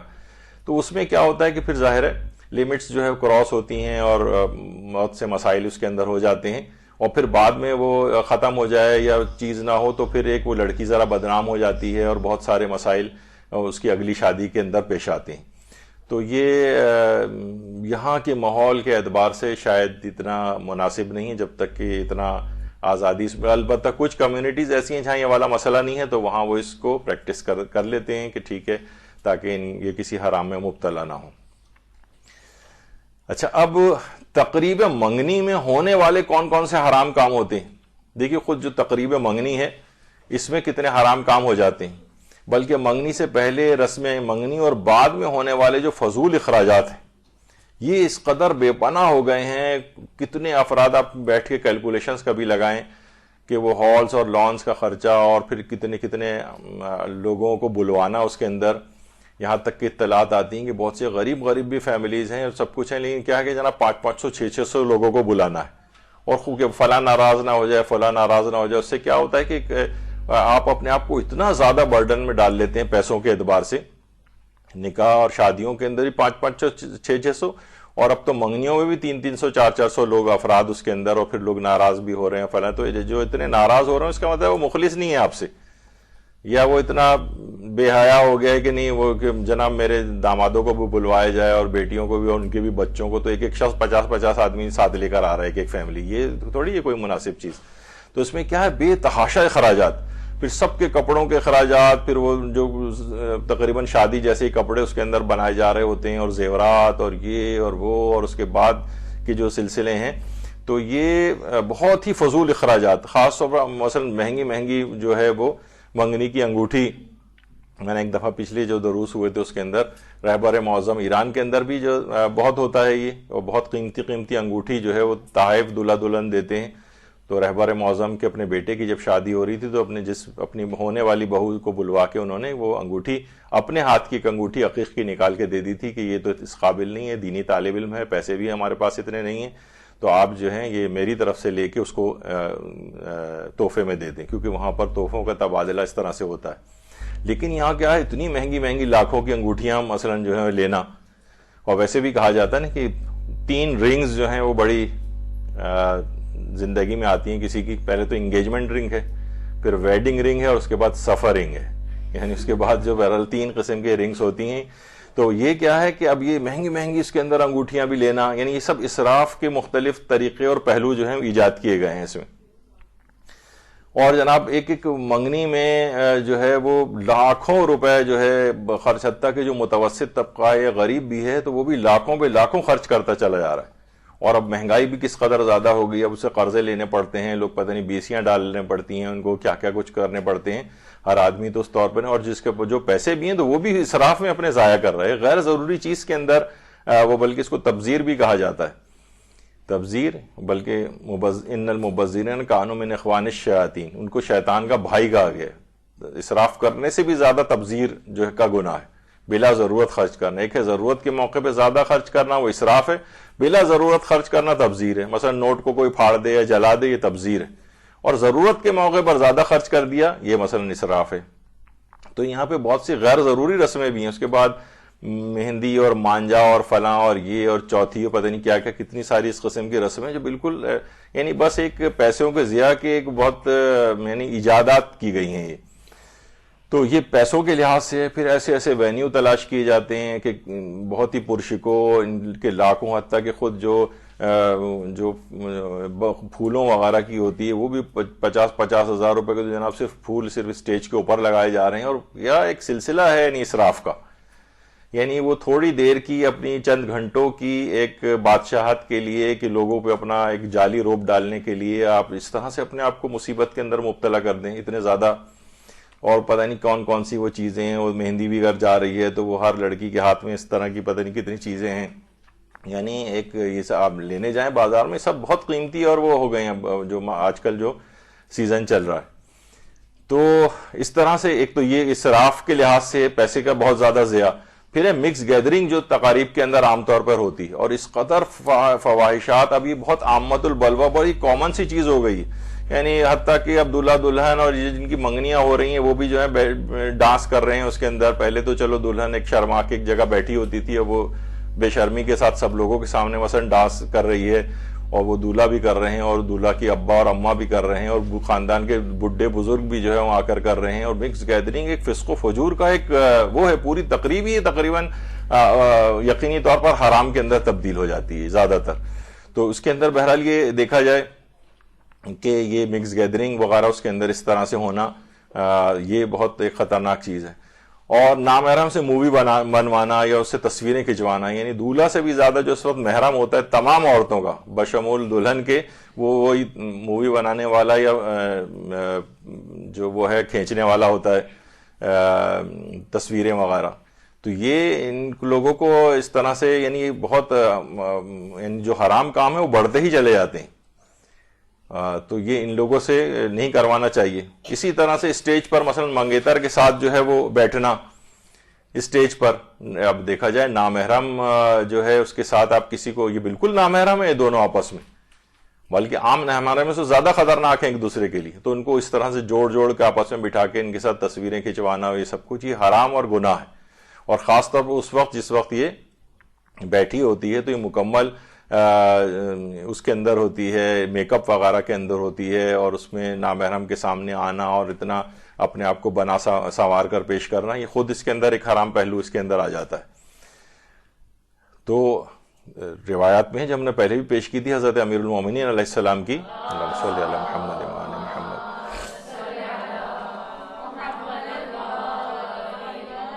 من لا یحضر الفقی میں شیخ صدوق نے لکھی کہ آخری زمانے میں جو قیامت کے قریب کا بدترین زمانہ ہے، ایسی عورتیں ظاہر ہوں گی جو اپنے آپ کو ہر طرح کی آرائش میں مصروف رکھیں گی، عریانیت میں مبتلا ہوں گی، دین سے بے بہرہ ہوں گی، فتنوں میں داخل ہوں گی، خواہشات کی طرف مائل ہوں گی، لذتوں کی طرف راغب ہوں گی، حرام کو حلال کرنے والی ہوں گی، جبکہ وہ جہنم میں ہمیشہ رہنے والی ہوں گی. تو یہ کیا ہے؟ اس میں اپنے آپ کو آرائش اور اس میں ظاہر کر کے نامحرموں کے سامنے لے کر آنا. اب یہ دلہن یا جو بھی منگیتر بننے جا رہی ہے یہ پورے فل میک اپ اور اس کے ساتھ یہ جو اپنے منگیتر کے سامنے آ رہی ہے، اسی تقریب کے اندر کتنے اور نامحرم اس کو دیکھ رہے ہیں، وہ مووی والا دیکھ رہا ہے اور فلاں اور کتنے اور کزنس اور پتہ نہیں کون کون. تو یہ خود ایک بہت بڑا حرام ہے. لوگ اب حیرانگی سے تمام مسائل سنتے ہیں کہ ارے یعنی یہ کس دور کی باتیں ہو رہی ہیں. بھائی اسلام کی چیزیں نہیں حرام ہے. تمام علماء فتاوے اٹھا کر دیکھیں. پھر یہ سب چیزیں کیا ہوتی ہیں؟ بے برکتی کا باعث بنتی ہیں. پھر یہ ان کی منگنیاں ٹوٹتی ہیں، شادیاں ناکام ہوتی ہیں جب یہ سب حرام ان تقاریب کے اندر ہوتے ہیں. نامحرموں کے سامنے زینت کر کے آنا یہ جائز ہی نہیں. یہ جو لپسٹک آپ کو اس طرح سے نظر آ رہی ہوتی ہے، بلٹ ہے جو سمجھے جو زندگی روحانی زندگی کا خاتمہ کر رہا ہے. تو بہرحال یہ ہے کہ منگیتر آپس میں نامحرم ہے، باقی نامحرموں ان میں کوئی فرق نہیں ہے، بلکہ عام نامحرم کی نسبت اخلاقی فتنے اور حرام میں گرفتار ہونے کے زیادہ امکانات اس رشتے کے اندر پائے جاتے ہیں. تو اس میں بہت اس کی ضرورت ہے. اچھا، اسی طریقے سے ایک اور حرام اس میں یہ ہوتا ہے کہ منگنی میں مرد منگیتر کا سونے کی انگوٹھی پہننا. اب وہ کتنے خود مسائل ہیں اس کے اندر کہ مرد کے لیے سونے کی زنجیر گلے میں پہننا، یا سونے کی انگوٹھی ہاتھ میں پہننا، یا سونے کی گھڑی کلائی پر باندھنا، یہ حرام بھی ہے اور اس کے ساتھ نماز بھی باطل ہے. نماز بھی باطل ہے. تو اکثر منگنیوں کی اس میں اس کو سونے کی انگوٹھی لا کے پہنائی جاتی ہے.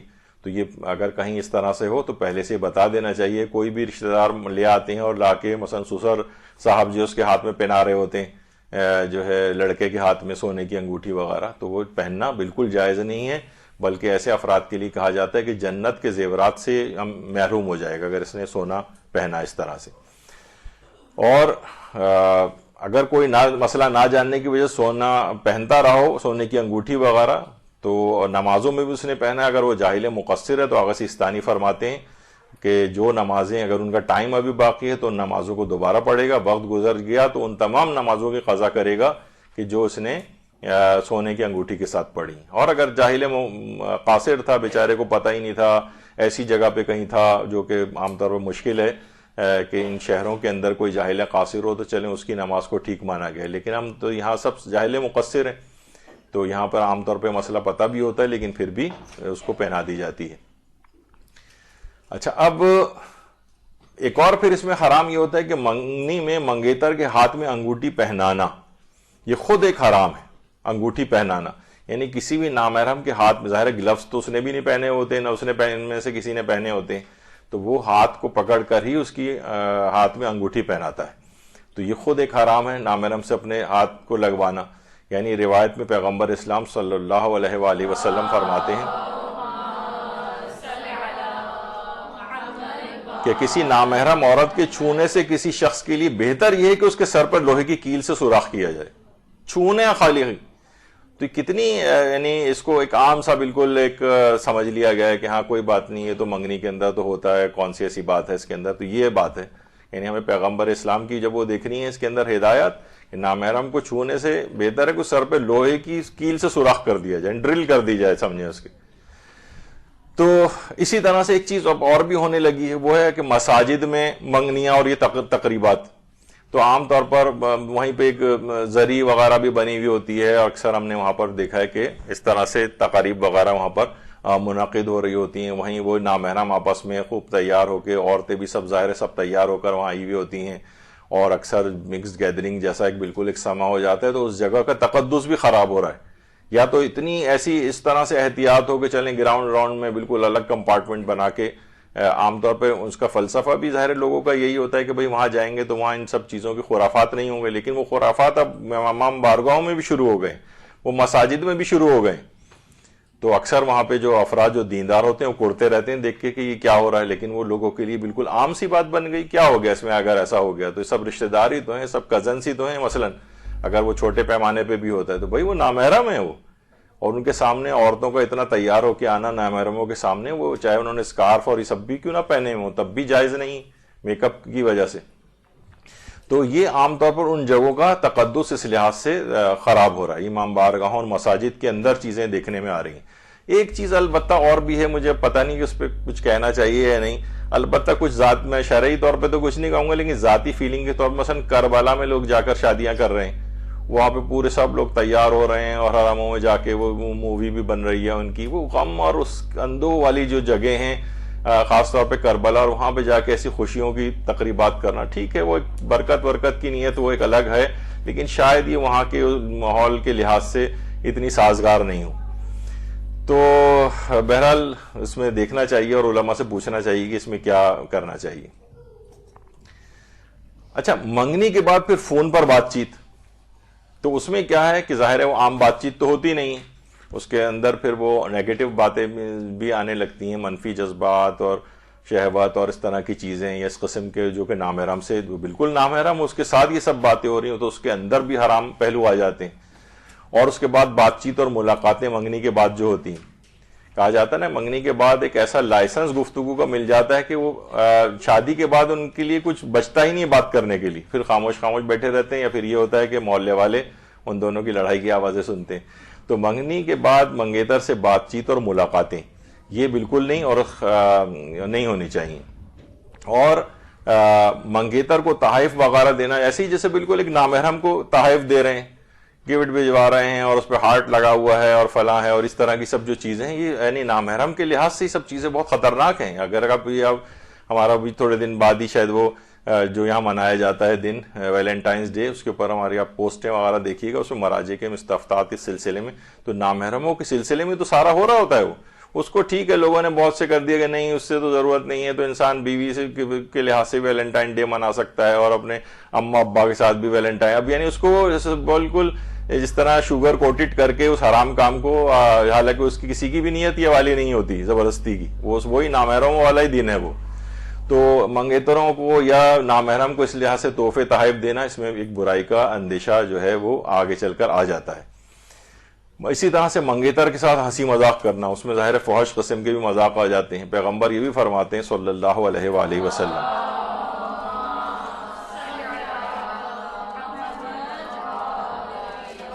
تو اب دیکھیں یہ منگیتر کے اوپر پوری فٹ اترتی کہ جو شخص نامحرم عورت سے مذاق کرتا ہے تو اس کے ہر کلمے کے بدلے میں 1000 سال دوزخ کی آگ میں ڈالا جائے گا۔ جو عورت اپنے آپ کو دوسرے نامحرم مرد کے حوالے کرتی چاہے وہ منگیتر ہی کیوں نہ ہو، کیونکہ وہ بھی نامحرم ہے، یا روابط رکھتی ہے جس میں ہنسی مذاق اور خلاف شرع عمل ہوں، یہ عورت بھی اس مرد کی طرح گناہگار ہے، اسے بھی اسی طرح سے عذاب دیا جائے گا، اور اگر عورت راضی نہیں ہے، مرد زبردستی کر کے اسے مجبور کرے تو دونوں کا گناہ مرد پر ہوگا۔ تو بہرحال یہ سب چیزیں اس میں میوچول انڈرسٹینڈنگ کے ساتھ چل رہی ہوتی ہیں، تو نامحرموں کے ساتھ مذاق، روابط اور یہ سب کچھ، اس کے لیے کتنے حرام پہلو اس کے اندر آ جاتے ہیں۔ والدین کا منگیتر کے ساتھ گھومنے پھرنے کی اجازت دینا، یہ سمجھیں لائسنس ٹو کل جسے کہا جاتا ہے نا، یعنی ان کی روحانیت کو تباہ برباد کر کے رکھ دے گا۔ ایک نامحرم کے ساتھ جاؤ، گھومو پھرو، نامشروع ٹائم جو ہے وہ گزارو اس کے ساتھ، یہ والدین اس سلسلے میں اجازتیں دیتے ہیں باقاعدہ، اور بلکہ ہم دیکھنے میں آتا ہے ایک عجیب معاشرے کے اندر ایک ہے کہ منگیتر سے بات چیت اور گھومنے پھرنے کی اجازت ہوتی ہے، البتہ نکاح اگر ہو جائے تو ان کو ملنے سے روکا جاتا ہے بہت سی جگہوں پہ، یعنی بہت سی چیزوں میں بالکل الٹا جو ہے وہ معاملہ بھی ہے۔ تو والدین کا جو ہے منگیتر کے ساتھ گھومنے پھرنے کی اجازت دینا، تو یہ اگر کوئی منگنی ہو بھی رہی ہے تو یہ آپ منگنی ہونے کے معنی ہی ہے کہ آپ ظاہر ہے وہ آپس میں فون پہ بھی بات کریں گے، ملیں گے بھی، وہ بھی گھر پہ آئیں گے، باہر بھی گھومنے لے کے جائیں گے، ڈنر پہ لے جا رہے ہیں فلاں چیز، تو یہ حرام کے بہت سارے اس کے اندر پہلو کھلتے چلے جاتے ہیں۔ یہ اس کے مفاسد ہے منگنی کے۔ منگنی اصلاً دیکھا جائے ایک اچھی چیز تھی، لیکن اس میں ان مفاسد کی وجہ سے وہ حرام ہو رہی ہے۔ اور مثلا یہاں تک پیغمبر فرماتے ہیں جس نے نامحرم سے مصافحہ کیا تو قیامت میں اس کے ہاتھ گردن سے بندھے ہوئے ہوں گے، اور اس کے بعد جہنم میں ڈال دینے کا اس کو حکم دیا جائے گا، صرف نامحرم سے ہاتھ ملانا۔ تو ان تمام رشتوں کے اندر جو نامشروع رشتے ایک لحاظ سے یہ منگیتروں کے جو ہو جاتے ہیں، تو یہ اس کے اندر ایک کامن سی چیز ہے کہ والے حرام پہلو اس کے اندر آتے ہیں۔ نامحرم پہ بری نگاہ ڈالنا حرام ہے، بلکہ آغا سیستانی فرماتے ہیں کہ اگر بری نگاہ نہ ہو تب بھی احتیاط مستحب ہے کہ نگاہ نہ ڈالی جائے، یعنی انسان اگر کسی اسلامی حکم کے اوپر عمل کرنا چاہے تو نگاہ ڈالنا بھی احتیاط مستحب کے خلاف سمجھا گیا ہے۔ یہ ہیں فقہ، اب چاہے ان احکام کو آپ دفن کر دیں کتابوں کے اندر، اپنے اوپر نافذ نہ کریں تو ایک الگ بات ہے، لیکن اصلاً اسلام کے تو یہ احکام ہے۔ فرماتے ہیں مرد کے لیے جائز نہیں کہ وہ نامحرم عورت کے بالوں اور بدن کے کسی حصے کو سوائے چہرے، ہاتھوں کو کلائیوں تک دیکھے۔ یہ دیکھنا شہوت کے ساتھ ہو یا حرام میں پڑنے کے خوف کے ساتھ ہو، یا دونوں میں کوئی صورت نہ ہو، ہر صورت میں دیکھنا جائز نہیں ہے۔ اس طرح چہرے اور ہاتھوں کو کلائیوں تک شہوت کے ساتھ یا حرام میں پڑنے کا اگر خوف ہو تو دیکھنا جائز نہیں ہے۔ ان دونوں صورتوں کے علاوہ چہرے اور ہاتھوں کو کلائیوں تک دیکھنا جائز ہے، اگرچہ احتیاط مستحب یہ کہ پھر بھی نہ دیکھے۔ یعنی اتنی اسلام احتیاط بتا رہا ہے، اور یہاں اتنی ہی زیادہ اس کو چھوٹ دی جا رہی ہے اس میں معاملے، بلکہ ایک دوسرے کو بہت تیار ہو کر آ رہے ہیں اور ایک دوسرے کو دیکھ رہے ہیں، اور حرام کی طرف جاتا ہے۔ اور یہاں تک کہ لعنت کی گئی ہے پیغمبر نے کہ خدا لعنت کرے بری نگاہ ڈالنے والوں پر اور اس کی دعوت دینے والوں پر۔ اب یہ جو منگیتر جا رہی ہے تیار ہو کے اپنے منگیتر سے ملاقات کے لیے، اس کو بری نگاہ ڈالنے کی دعوت دے رہی، اس پہ بھی لعنت ہے جو بری نگاہ اس کے اوپر ڈالے گا، اور یہ جو اپنے آپ کو پیش کر رہی ہے اس طرح سے میک اپ وغیرہ کر کے، تو اس کے اوپر بھی پیغمبر فرما رہے ہیں کہ خدا لعنت کرے۔ تو یہی وجہ ہے کہ فرماتے ہیں کہ چند لمحوں کی ان حرام لذتوں کا انجام طولانی مشکلات اور مصائب ہے، یعنی ان کو جو آخرت میں جھیلنے پڑیں گے، اس دنیا کے اندر جھیلنے پڑیں گے۔ عام طور پہ لذتوں کا دورانیہ بہت مختصر ہوتا ہے، لیکن اس کے اثرات بہت لمبے چلتے ہیں۔ تو بہرحال یہ اس کے اندر ایک مسئلہ ہے۔ پھر منگیتر ہے، اس سے جناب رومانٹک جو ہے گفتگو جو ہے وہ کی جا رہی ہے، اور سب کچھ یہ سب اس کے اندر آتا ہے۔ تو عشقیہ گفتگو کرنا نامحرم سے یہ سب حرام ہے، کیونکہ منگیتر بھی حرام ہے، نامحرم ہے، تو اس کے ساتھ اس قسم کی جو عشقیہ گفتگو کرنا یہ بھی حرام ہے، اور غیر اخلاقی باتوں میں وارد ہونا یہ جائز ہی نہیں۔ آغا سیستانی نے ابھی تھوڑے دن بعد ہی جب ویلنٹائن ڈے آئے گا تو اس کے اندر آپ دیکھیے گا کہ اس میں ہم یہ فتاوے سب شیئر کیے جائیں گے۔ اور فرماتے ہیں کہ نامحرموں سے بیکار و فضول محبت، یہ پاک صاف وجدانی محبت، یہ سب کچھ نہیں ہے. فرماتے ہیں وہم و خیال سے زیادہ یہ باتیں حقیقت نہیں رکھتی، اور شریعت کسی ایسے ارتباط کی اجازت نہیں دیتی جو انہیں حرام کی طرف لے جانے والی ہو. یعنی شریعت میں اس کی کوئی پہلو نہیں ہے. لوگ سوچ رہے ہیں کہ بھئی منگیتر ہے، آپس میں انڈرسٹینڈنگ اور محبت کا ان کا ایک جذبہ کریٹ ہو جائے گا. اسلام نے اس کو پسند نہیں کیا ہے، کیونکہ اصلاً یہ کوئی رشتہ ہی نہیں ہے. اچھا، اس کے بعد منگنی، وہ کہتے ہیں جناب منگنی کے بعد یہ ہوگا کہ شادی کے بعد کی جو زندگی کی پلاننگ ہم کریں گے اور کہ کیسے زندگی، ابھی وہ بھی آگے چل کر ہم ذکر کریں گے اس بات کا کہ واقعتاً اگر کوئی ایسا ہو تو اس میں کیا اسلامی لحاظ سے کیا چیز ہونی چاہیے. لیکن یہاں پر یہ ہوتا ہے کہ پلاننگ سب ایک طرف، وہ تو کسی اور سمت کی طرف چلے جاتے ہیں. اسی طرح ایک سوال یہ بھی پوچھا کہ بعض اوقات حیرانگی بھی ہوتی ہے منگیتر کے ساتھ حج پہ جانے کا کیا مسئلہ ہے. بھائی منگیتر بالکل ایسے ہی جیسے کوئی پوچھے نامحرم کے ساتھ حج پہ جانے کا کیا مسئلہ ہے. وہی ہے جو کسی بھی نامحرم کے ساتھ حج پہ، اتنے سارے نامحرم اور بھی تو قافلے میں ہوتے ہیں، بس ایسے ہی انہی کے ساتھ. لیکن اگر کوئی جا رہے ہیں اس طرح سے کہ وہ ساتھ رہیں یا مثلا ان کو آپس میں ذرا انڈرسٹینڈنگ کا موقع ملے، تو وہ تو پاک و پاکیزہ ہونے کی جگہ ہے. وہاں پر یہ نامحرم کے ایسے رشتے جنہیں اسلام نے پسند نہیں کیا، اسلام کیسے گوارا کرے گا کہ حج پہ ان چیزوں کے خیالات ساتھ لے کر جائیں. اچھا، پھر یہ کہ منگنی سے نکاح یا نکاح سے رخصتی کا وقت کیسے، ابھی ایسا ہو بھی جاتا ہے کہ اتنا ٹائم اگر ہو رہا ہے تو واقعتاً اس کے اندر وہ جو پیریڈ ہے اس کے اندر جیسے لڑکی کے والدین یا لڑکا یا لڑکی میں سے کوئی ایک بھی اگر دیندار ہے اور دوسرا فریق جو ہے وہ اتنا دین کی طرف مائل نہیں ہے، تو مثلا 5-6 مہینے ہیں تو اس میں جو ہے نا وہ فقہی احکام یا کوئی تربیت اولاد یا اس طرح کی اور بہت ساری چیزیں، یعنی اسلامی لحاظ سے دوسرے فریق کو وہ ذرا وہ کر سکے، پریپیئر کیا جا سکے. یا خاندان والے ہی دیکھیں کہ بھئی یہ مثلا بہو جو آ رہی ہے یہ اتنی پردے وردے کی پابند نہیں ہے، کچھ نہیں ہے، تو ان کو اس دوران اس کی کوئی تربیت ہو جائے جو اس درمیانی جو پیریڈ ہے. یعنی ایسا نہیں کہ وہ بالکل اس کو جو ہے ایک آزاد طور پر اس پیریڈ کو گزاریں، بلکہ والدین پوری کڑی نگاہ رکھیں اور ان کو اسلامی لحاظ سے کوئی تربیت مہیا کر دیں. یہ بات کی زندگی کے لحاظ سے کچھ یہاں پر تو رائج نہیں ہے، لیکن کچھ نہ کچھ کورسز ہونے چاہیے. آیت اللہ مظاہری نے غالباً اپنی اس کتاب میں لکھا ہے کہ مجھے بڑی خواہش ہے کہ جن کی بھی شادی ہونے والی ہو ان کو کوئی بھی 6 مہینے کے 3 مہینے کے ایسے کورسز کروائے جائیں شادی شدہ زندگی سے متعلق. بعد میں سسرال کے ساتھ وہ کیسے ڈیل کرے، کیا کرے، ساری چیزیں اس کو پہلے سے بتا دی جائیں، اور بچوں کی پیدائش کے حوالے سے اور یہ سب کچھ، یعنی سمجھے تمام معلومات لے کے پھر شادی کی انسٹیٹیوشن میں وہ آئے. وہ تو بہرحال یہ جو پیریڈ ہے اس درمیان کا، یہ کسی فسق و فجور اور حرام میں گزارنے کے بجائے ان کو اس طور پر نیکی کی چیزوں کے اندر وارد کیا جائے. اچھا، اب ہوتا ہے کہ جناب بلا عذر منگنی توڑنا. دیکھیے عام طور پر منگنی کے متعلق یہ بات مشہور ہے کہ منگنی تو کوئی کر رہا ہے تو سمجھیں اس کے معنی یہی ہیں کہ ایسے ہی ہے جیسے کسی ٹرین میں انسان چڑھتا ہے تو جو اسے کرسی یا بیٹھنے کی جگہ نظر آتی ہے اس پہ اپنا کپڑا یا رومال رکھ دیتا ہے، پھر اچھی کسی سیٹ کی تلاش میں نکل جاتا ہے. تو تقریباً ایسے ہی آج کل یہ ہو گیا کہ چلو بھی منگنی کر لیتے ہیں، بیچ میں کوئی اچھا رشتہ یا کوئی اور اچھی اپورچونیٹی ہوئی تو اس کو توڑ کے وہاں پہ چلے جائیں گے. تو بعض اوقات یہ اس طرح سے منگنی ہے جو ٹوٹنا. اچھا، اس میں سب سے زیادہ دکھ تو ظاہر ہے اس لڑکے اور لڑکی کو ہوتا ہے جن کی منگنی ٹوٹتی ہے، لیکن کچھ ایسے رشتہ دار ان کی اپنی اولاد جوان ہیں اور کینڈیڈیٹ کے طور پر ہیں، وہ لوگ بہت خوش ہو جاتے ہیں اس موقع پر. تو یہ عام طور پر دیکھا گیا ہے. بلکہ ہمارے استاد محترم مولانا صادق حسن صاحب قبلہ وہ کینیڈا یا شاید امریکہ کسی جگہ گئے تھے 1 سال، تو وہاں کافی سارے انہوں نے پتہ چلا کہ اس دفعہ یہاں پر 150 کے قریب نکاح ہوا ہے اس شہر کے اندر صاحبان ایمان میں. کہہ رہے ہیں میں اگلے سال ہی گیا تو اس میں سے تقریباً 70 سے 80% جو ہے طلاقیں ہو چکی تھیں. بلکہ کہہ رہے تھے کہ بعض اوقات ہم ان سے یعنی کہتے بھی ہیں عذرائے تفنن کہ بھائی اب جو ہم نکاح پڑھانے جا رہے ہیں تو ایسا کریں پیکیج ڈیل کر لیں ہم سے، یعنی اگر نکاح کے بعد طلاق بھی پڑھانی ہے تاکہ ابھی ڈسکاؤنٹ آپ کو دے دیا جائے ابھی سے.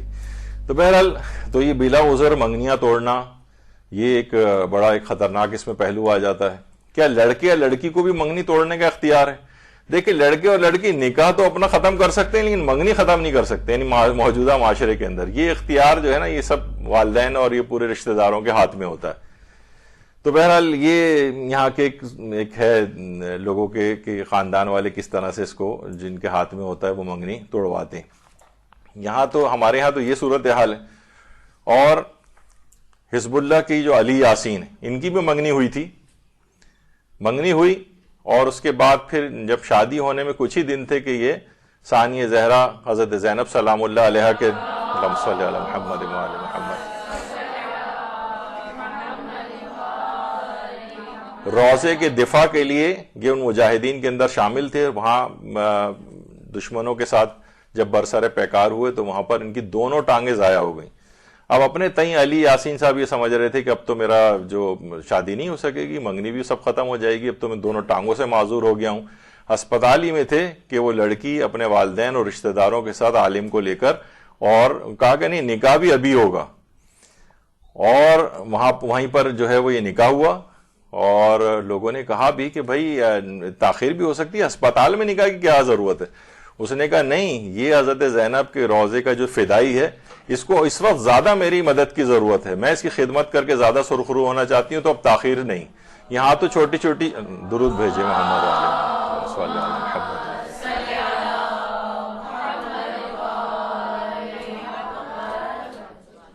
تو اس طرح سے نہ صرف یہ کہ ان چھوٹی چھوٹی باتوں پہ منگنی توڑی نہیں جاتی, بلکہ اس کو اور مضبوط کر لیا جاتا ہے, اور مضبوط کر لیا جاتا ہے. اور اس کے بعد حالانکہ تو یہ افراد ایسے ہیں کہ یہ معاشرے کے اندر بہرحال ایک مثال ان کی دی جا سکتی ہے. تو اچھا, منگنی ٹوٹنے کے بعد بھی, اچھا منگنی کی حد تک تو یہ تھا, منگنی ٹوٹنے کے بعد بھی حرام و گناہ کا سلسلہ چلتا ہے.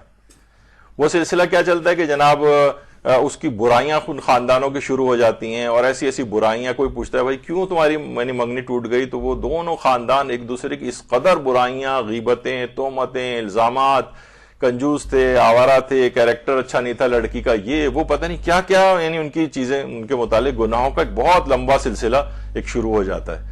یعنی وہ سلسلہ کہاں سے شروع ہوا تھا, وہ اسراف سے شروع ہوا تھا. اس تقریبات میں تقریب کے حرام کاریاں تھیں, اس کے بعد منگیتر کے درمیان جو ہے غیر شرعی جو روابط اور یہ سب چیزیں یہاں سے ہوتے ہوتے یہاں تک کہ منگنی ٹوٹی, اور منگنی ٹوٹنے کے بعد کی زندگی بھی ایک حرام اور گناہ کے اندر, یعنی دیگر خاندان والے بھی فل ٹائم اس کے اندر جو ہے وہ انوالو ہو گئے.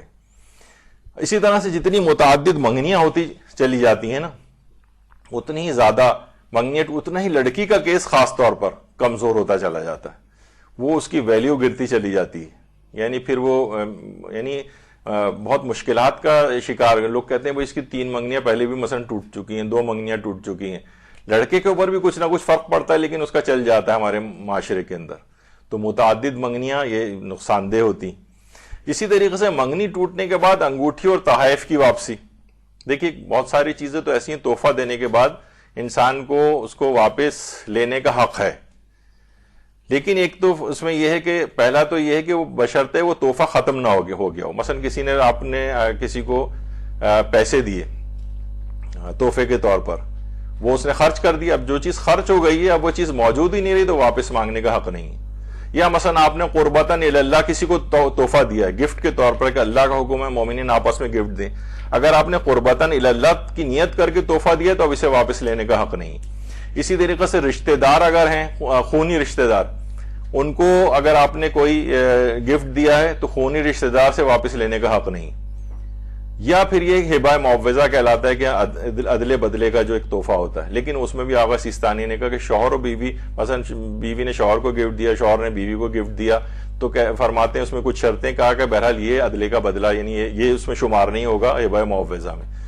تو بہرحال انگوٹھی عام طور پر یہ ہوتا ہے. اچھا, خالی صرف یہ منگنی والا ہی نہیں ہے مسئلہ, بلکہ نکاح ٹوٹنے کے بعد بھی مثلا وہ کہہ سکتے ہیں کہ بھائی ہم نے جو زیورات دی ہیں میں واپس کروں. اچھا, زیورات تو ایسے نہیں, اگر وہ بھی اگر بیچ بات کے ختم کر دی ہوں تو پھر وہ واپس, کیونکہ وہ تو ختم ہو گئے, اب وہ چیز ہی موجود نہیں رہی. لیکن جو چیزیں موجود ہیں وہ واپس پھر کرنی پڑیں گی, سوائے اس کے کہ وہ جس سے شادی ہوئی ہے یا جس سے منگنی ہوئی ہے, اگر وہ خونی رشتہ دار ہیں, مثلا خالہ زاد, چچا زاد, مامو زاد وغیرہ ہے, تو پھر خونی رشتہ دار کو اگر کوئی چیز دی جائے تو اس سے پھر وہ واپس لینے کا حق نہیں. لیکن کیا بیوی عام طور پر اس میں آتی ہے رشتہ داروں میں اس لحاظ سے کہ جس میں تحفے کو واپس نہیں لیا جا سکتا, تو اس میں سارے مراجع نے کہا ہے کہ نہیں, بیوی بہرحال عمومی طور پر اس میں شامل نہیں, سوائے اس کے کہ وہ خود ہی خونی رشتہ دار ہو جائے. لیکن جو اس کا کوئی رشتہ نہیں ہے تو فقط بیوی ہو جانا کسی کی یا منگیتر ہو جانا یہ اس کا سبب نہیں بنے گا. اور اگر وہ لوگ مانگیں منگنی یا نکاح ٹوٹنے کی صورت میں تو وہ تمام چیزیں، وہ کپڑے یا وہ زیور وہ جو ہے واپس کرنا پڑے گا. البتہ وہ یہ کہیں کہ جناب ہم نے ولیمے پہ اتنا خرچ کیا تھا، اب آپ لوگ رشتہ ختم کر رہے ہیں تو ہمارا ولیمے پہ مثلا 10 لاکھ خرچ ہوئے تھے تو یہ بھی ہمیں دو، تو یہ نہیں، وہ تو پیسے جو خرچ ہو کے ختم ہو گئے وہ واپس ہی نہیں لیے جا سکتے. لیکن جو چیزیں موجود ہیں جیسے انگوٹھی ہے منگنی کی یا نکاح کی، یا زیورات دیے گئے تھے یا کپڑے دیے گئے تھے، اس طرح کی جو چیزیں اور جو بھی موجود بھی ہیں، وہ اگر خونی رشتہ دار یہ لوگ آپس میں نہیں ہیں تو یہ واپس لینے کا حق رکھتے ہیں اور اس کو واپس کرنے پڑیں گے. تو یہ اس میں ایک منگنی کے ٹوٹنے کے بعد کا ایک مسئلہ اس میں آتا ہے. اور یہی مسئلہ نکاح کے بعد جو جہیز وغیرہ ہے دیا جاتا ہے، یعنی وہ تحائف کے طور پر، تو ان کی واپسی کا بھی یہی فقہی حکم ہے جو بھی آپ نے سنا ہے. اچھا، کسی کی اگر منگنی ہو چکی ہے تو اس کے گھر رشتہ بھیجنا کیسا ہے؟ مثلا ایک لڑکی کی منگنی ہو گئی تو اس کو کیا رشتہ بھیجا جا سکتا ہے؟ تو جی ہاں، فقہی اعتبار سے، یعنی یہ کیونکہ یہ منگنی کوئی اسلامی کوئی چیز نہیں ہے، یعنی کہ اس سے کوئی شرعی رشتہ پیدا نہیں ہوتا ہے، تو کوئی بات نہیں، یعنی دوسرا فریق بھی جو ہے اس کے باوجود اپنا رشتہ بھیج سکتا ہے. وہ چاہیں تو ریجیکٹ کر دیں کہ بھائی اس کی تو منگنی ہو گئی ہے، اب ہم تو یہیں کریں گے، تو وہ رشتہ ریجیکٹ ہو جائے گا. لیکن یہ نہیں کہ اس کا رشتہ بھیجنا ہی جائز نہ ہو، کیونکہ اچھا جس سے منگنی ٹوٹ چکی ہو اس سے ظاہر ہے اس لحاظ سے نکاح کرنے میں کوئی حرج نہیں ہے. لیکن اگر منگنی نہیں بھی ٹوٹی ہے تب بھی رشتہ بھیجا جا سکتا ہے. لیکن بیوہ یا طلاق یافتہ کو کب بھیجا جا سکتا ہے؟ دیکھیے، جب مثلا پہلے طلاق یافتہ کو بعض اوقات یہ ہوتا ہے کہ مثلا ابھی وہ طلاق رجعی کی حالت میں ہے، یعنی ابھی شوہر کو رجوع کر سکتا ہے شوہر، تو ایسی عورت کو ابھی بھی یہی سمجھا جائے گا کہ یہ شوہردار ہے، تو اس کو جو ہے نکاح کا پیغام نہیں بھیجا جا سکتا، حرام ہے اس کو نکاح کا پیغام بھیجنا. اچھا، اسی طریقے سے مثلا بیوہ ہے، بیوہ کو بھی جو ہے اس کے متعلق تو بلکہ جو ہے قرآن کی آیات ہیں، اس کو خطبۃ النساء، یعنی اس میں پروردگار عالم نے یہ بات کہی ہے کہ تمہارے، یعنی بیوہ کے حوالے سے بات ہو رہی ہے، تمہارے لیے نکاح کے پیغام کی پیشکش یا دل میں پوشیدہ ارادے میں تو حرج نہیں ہے. خدا کو معلوم ہے کہ تم بعد میں ان سے تذکرہ کرو گے، لیکن فی الحال خفیہ وعدہ بھی نہ لو، صرف کوئی نیک بات کہہ دو تو کوئی حرج نہیں، جب تک کہ مقررہ مدت پوری نہ ہو جائے عقد نکاح کا ارادہ بھی نہ کرنا. یعنی اگر کوئی بیوہ ہے اور 4 مہینے 10 دن کی وہ عدت گزار رہی ہے تو اس میں نکاح کا پیغام دینا یہ بھی صحیح نہیں ہے، اور دل میں پوشیدہ ارادے کی حد تک تو کہا ہے کہ حرج نہیں ہے، اور خفیہ وعدہ بھی نہ کرو اس سے، یہ بھی کہا ہے کہ خبردار اس سے خفیہ وعدہ بھی نہ کرو، اور مقررہ مدت جب تک پوری نہ ہو جائے عقد نکاح کا ارادہ تک نہ کرنا اس سے. کیونکہ دیکھیے، جو بیوہ ہوتی ہے اپنے شوہر کے لحاظ سے اس کا ایک الگ، یعنی اس کا ایک احترام ہے. دیکھیے، اگر کسی عورت کو مثلا کوئی اس کا مرد شوہر طلاق دے دے، وہ کسی دوسرے ملک میں عورت کو بتایا بھی نہیں، مثلا وہ بیرون ملک گیا ہوا اور وہیں کسی بات پہ جھگڑا ہوا، اس نے وہیں بیٹھ کر طلاق، بیوی کو بتایا بھی نہیں اور طلاق کا صیغہ جاری کر دیا. 6 مہینے بعد جب وطن واپس آیا تو کہا میں تو تمہیں طلاق دے چکا ہوں. تو بیوی کو اطلاع کرنا بھی ضروری نہیں ہے شرعی طور پر، یعنی میں فقہی قانون کے طور پہ بتا رہا ہوں، ایسے بتا دینا چاہیے لیکن ضروری نہیں ہے. کہا کہ میں تو طلاق دے چکا ہوں. اب مثلا یہ اب سننے کے بعد یہ طلاق کا عدہ گزارے گی؟ نہیں، کیونکہ اس بات کو 6 مہینے یا سال گزر چکا ہے طلاق دیے، اب خود بخود وہ عدہ گزر گیا. اب یہ فوراً اگلے دن ہی کسی دوسرے شخص سے جا کر نکاح کر سکتی ہے. لیکن عدہ وفات میں ایسا نہیں ہے. عدہ وفات میں پتہ چلے کہ اس کا شوہر 1 سال پہلے مر چکا تھا، اس کو اطلاع آج ملی، اس کا عدہ آج سے شروع ہوگا، 4 مہینے 10 دن شوہر کی وفات کی اطلاع ملنے کے بعد. جبکہ عدہ طلاق خود بخود کاؤنٹ ہو جائے گا، چاہے بیوی کو اطلاع بھی نہیں تھی اور اتنا ٹائم گزر گیا جتنا عدے کے لیے گزرنا چاہیے، تو اگلے دن ہی جا کر نکاح کر سکتی ہے. لیکن طلاق، یہ عدہ وفات کے اندر جو متوفی ہے اس کا ایک خاص احترام بیوہ کے لیے. تو بہرحال جب بھی کہا جائے کہ دل میں یقینی طور پر ارادہ بھی نہ کرو اس سے شادی کا جب تک مدت نہ گزر جائے، اور کوئی خفیہ وعدہ بھی نہ لو کہ بھئی ٹھیک ہے ہم دونوں کی میٹنگز ہو رہی ہیں اور وعدے اور عہد و پیمان ہو رہے ہیں کہ بس جیسی 4 مہینے 10 دن گزریں گے تو ہم نکاح کر لیں گے. تو یہ سب چیزیں ایسی ہیں کہ ذرا جن کا خیال رکھنا چاہیے فقہی اعتبار سے. کیا منگنی کے لیے باپ کی اجازت ضروری ہے؟ تو جواب ہے منگنی کے لیے اجازت ضروری نہیں ہے، نکاح کے لیے باپ کی اجازت چاہیے. مثلا باپ کہیں شپ پہ ہے، 6 مہینے بعد واپس آئے گا اور نکاح جو ہے اس کے بعد ہی ہوگا، ابھی فی الحال باپ سے رابطہ ممکن نہیں ہو رہا، یا باپ کسی ایسی جگہ پہ جہاں رابطہ ممکن نہیں ہے، تو ابھی منگنی کر رہے ہیں تو منگنی کی حد تک باپ کی اجازت ضروری نہیں ہے، البتہ جب نکاح وغیرہ کا سلسلہ ہوگا تب باپ کی اجازت ریکوائرڈ ہوگی۔ تو ایک تو مسئلہ ہوا۔ اچھا، منگنی کے بعد نان و نفقے کے وجوب کا حکم، یہ بھی بعض اوقات میں نے کہا نا کہ ایران کے اندر تقریباً ایسے ہی سمجھا جاتا ہے جیسے اس کا نکاح ہو گیا ہے، تو بعض سے جگہ سوالات کے اندر یہ نظر آتا ہے، جبکہ ایسا کوئی بھی مسئلہ نہیں ہے۔ منگنی کے بعد نان و نفقے کا واجب ہونے کا کوئی حکم نہیں ہے۔ نکاح کے بعد رخصتی سے پہلے نان و نفقے کے وجوب کا جو حکم ہے وہ کیا ہے؟ وہ یہ ہے کہ ویسے تو آقا آیت اللہ خمینی اور رہبر معظم آیت اللہ خامنئی ان کا یہ فتویٰ ہے کہ اگر تمکین داشتہ باشد نفقہ واجب است، یعنی وہ کہتے ہیں کہ اگر ازدواجی لحاظ سے ان کو یہ ایک دوسرے کے حقوق جو ہے وہ پورے کر رہے ہیں تو اس سے پھر نفقہ واجب ہو جاتا ہے، چاہے ابھی باپ کے گھر ہی میں کیوں نہ موجود ہے، ان کو آزادی ہے ہر طرح سے ملنے کی، تو پھر نفقہ واجب ہو جائے گا۔ بہرحال آیت اللہ وحید خراسانی کہتے ہیں واجب نہیں ہوگا، اور آیت اللہ سیستانی فرماتے ہیں کہ اس میں عرف کو دیکھا جائے گا۔ عرف میں اگر یہ ہے کہ لڑکی رخصتی سے پہلے باپ کے گھر میں ہوتی ہے اور شوہر عام طور پر معاشرے کے اندر اس کو نفقہ نہیں دیتا ہے تو پھر اس کے اوپر نفقہ واجب نہیں ہوتا، جیسے کہ ہمارے معاشرے میں ہوتا ہے۔ یعنی اگر سلسلہ ایسا ہو جائے کہ یہ رہ رہے ہیں الگ الگ، باپ کے گھر میں رہ رہی ہے اور آپس میں کوئی ان کو ہر طرح کی آزادی بھی نہیں ہے اس لحاظ سے، تو اس میں فرماتے ہیں کہ نہیں، پھر نفقہ واجب نہیں ہوگا۔ البتہ اگر کوئی عرف ایسا ہے، ممکن ہے کسی ملک کے اندر ایسا ہو کہ نہیں، اس سے کیا فرق پڑتا ہے، یعنی عرف میں رائج ہو کہ نفقہ دیا جاتا ہے تو وہاں پہ نفقہ دیا جائے گا۔ اچھا، اب بعض اوقات یہ ہوتا ہے کہ عقد نکاح میں رخصتی سے پہلے کیا نان و نفقے کی شرط رکھی جا سکتی ہے؟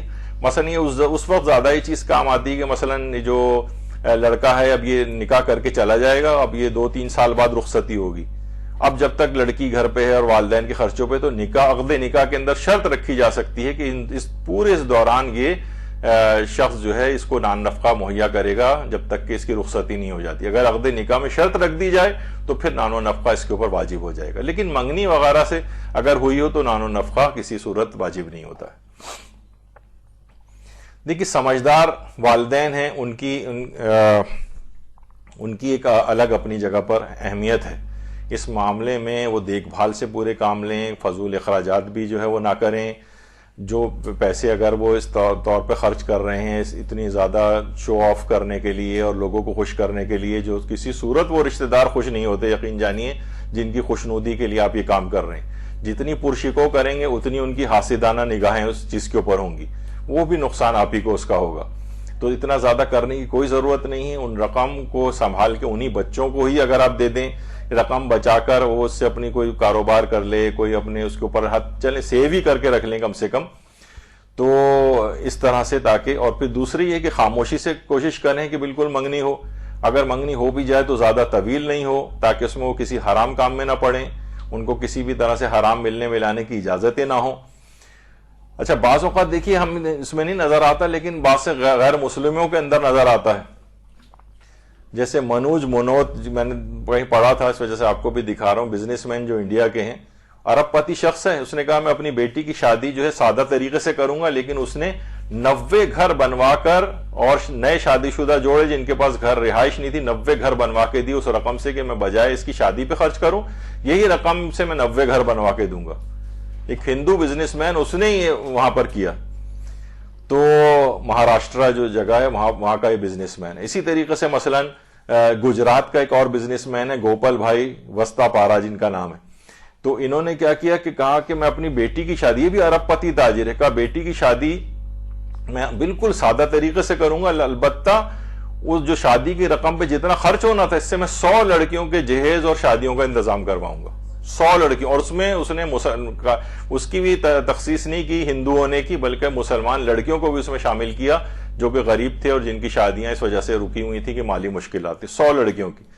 تو اب آپ دیکھیں کہ خود بھی آپ کو سوچنا چاہیے کہ آگے جو بھی سال آ رہا ہے 2023، یہ بہت معاشی مشکلات کا سال بھی ہے، نظر بھی آ رہا ہے ملکی حالات بھی کیسے ہیں، اس میں انسان اپنے حلال پیسے کو بچائے، اسراف کو ختم کرے۔ اسراف کے گناہ کی بے برکتی جو ہے یہ منگنیوں کے بھی اختتام کا سبب بنتی ہے، نکاحوں کے اختتام کا بھی سبب بنتی ہے، شادیوں پر بھی اس کے بہت ہی منفی اثرات اس لحاظ سے ہوتے ہیں۔ تو ان بچوں کو دے دو، نہیں بچوں کو دے رہے تو یعنی کسی دوسرے لڑکیوں کی شادی، آپ دیکھتی ہیں کہ جو آپ نکاح اور شادی کا جو عورت کا جو ڈریس ہوتا ہے لاکھوں روپے کا ہوتا ہے، اور کیا صرف چند گھنٹوں کو اس کو پہننا ہے، اس کے بعد اس کے رنگ اڑ جاتا ہے، اس پہ سوراخ ہو جاتے ہیں، اس کے اندر وہ ضائع ہو جاتا ہے، ویسے ہی پڑا رہ جاتا ہے آپ کے پاس.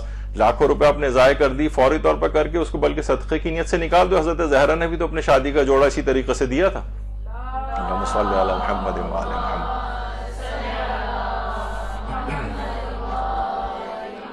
تو وہ اور آپ کی اس میں برکت کا بھی باعث بنے گا. تو یہ بے جا اسراف اور اس طریقے سے خرچ کرنا، ان کے اوپر سمجھدار والدین کو چاہیے کہ اس طرح سے نہ کریں. اپنی اولادوں کے اوپر بھی رحم کرو، ان کے ان چیزوں کے اوپر، ان کے آئندہ زندگی کے اوپر رحم کرو، کیونکہ اثرات مرتب ان کے اوپر ہوتے ہیں. اور ان تمام آپ نے دیکھا کتنے زیادہ اس کے اندر مفاسد تھے. جہاں یہ مفاسد نہ ہو وہاں منگنی بہت اچھی چیز ہے، اور جہاں آپ کو پتہ ہے کہ نہیں آپ ان مفاسد سے ان کو نہیں بچا سکیں گے، وہاں ہرگز ان چیزوں کا ارتکاب نہیں کرنا چاہیے. اور جلد سے جلد شادیوں کے لیے وقت لے کے اور ان کا عقد دائمی کر کے ان کو زندگی گزارنے کی ایک شروعات کرنی چاہیے. البتہ کسی جگہ اگر ضروری ہو جائے تو پھر تمام آپ شرائط کا خیال، اسلامی شرائط کا خیال کریں تو پھر یہ منگنی جائز ہوگی، ورنہ اگر حرام پہلو آ جائیں گے تو منگنی جائز نہیں ہوگی. تو آپ نے دیکھا کہ صرف منگنی سے مربوط ہی کتنی ساری اس میں چیزیں ہیں آ گئیں، اور اس میں بہت سارے، آپ تو مجھ سے زیادہ ماہر ہیں ان تمام تقریبات کی سلسلے میں، تو اور بھی کچھ پہلو یقیناً ہوں گے. تو انشاءاللہ اگلے کسی اتوار کو کسی نئے موضوع پہ انشاءاللہ گفتگو کریں گے. وصلی اللہ علی محمد وعلیہ